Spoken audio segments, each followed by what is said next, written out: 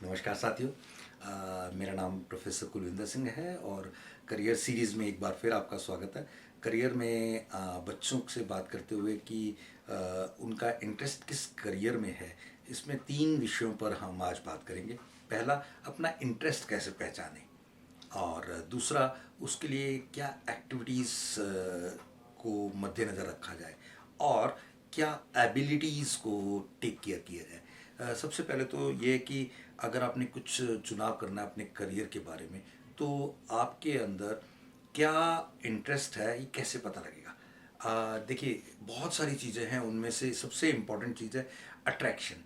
आपका स्वाभाविक अट्रैक्शन किन चीज़ों के प्रति ज़्यादा है, आपकी हॉबीज़ में कौन कौन सी चीज़ें ज़्यादा हैं, आपको किन चीज़ों को करने में खुशी मिलती है, के अलावा आपका फैसिनेशन, किसी चीज़ के लिए एक फैसिनेट होता है ना बंदा कि ये चीज़ के तो पानी ही पानी है, एंड जिनको करने में एन्जॉय करते हैं, ग्रो करने का मन करता है, इसी फील्ड में आ गया बढ़ूँ। और अगर आप एबिलिटी की बात करें, तो एबिलिटी क्या है क्या नहीं है, उसके सॉरी, एबिलिटी बाद में बात करता, एक्टिविटी कौन कौन सी एक्टिविटीज़ आपको इसका की तरफ लेके जाती हैं।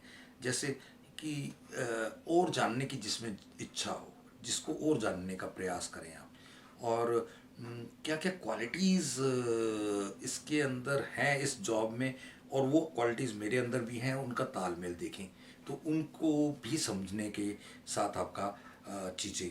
एंड एक चीज़ और कि टाइम, जिन चीज़ों को करने में आपको टाइम का ही पता न लगे, वो चीज़ें आपके लिए करियर का सिला हो सकती है। देन एक्सपर्टाइज, जिन चीज़ों को करते हुए आप बहुत जल्दी आगे बढ़ रहे हैं, एक्सपर्ट हो रहे हैं, वो चीज़ें।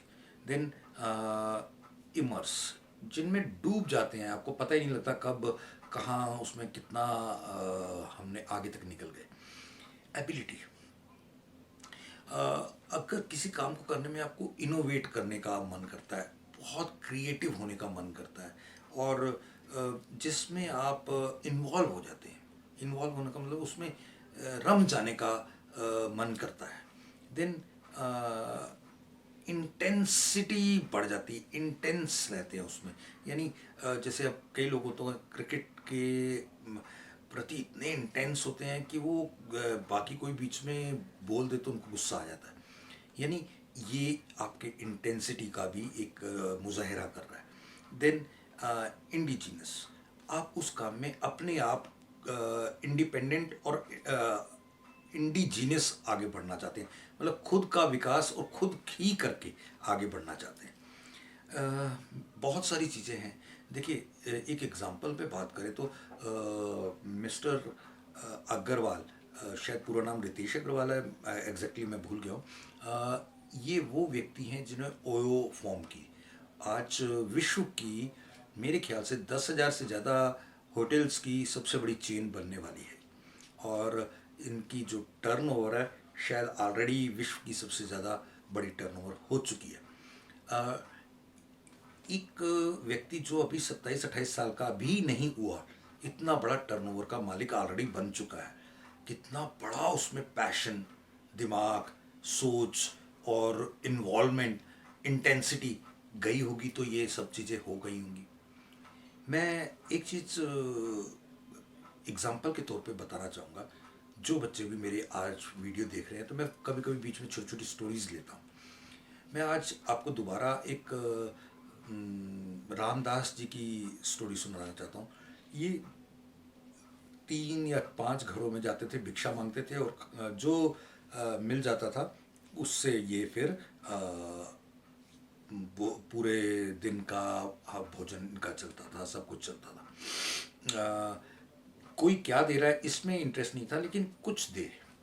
तो एक घर में गए उन्होंने, शायद हस्बैंड वाइफ की आपस में लड़ाई हुई होगी, तो वाइफ ने बोला कि तुम भीख मांगने आ जाते हो, कुछ बुरी बातें सुना दी।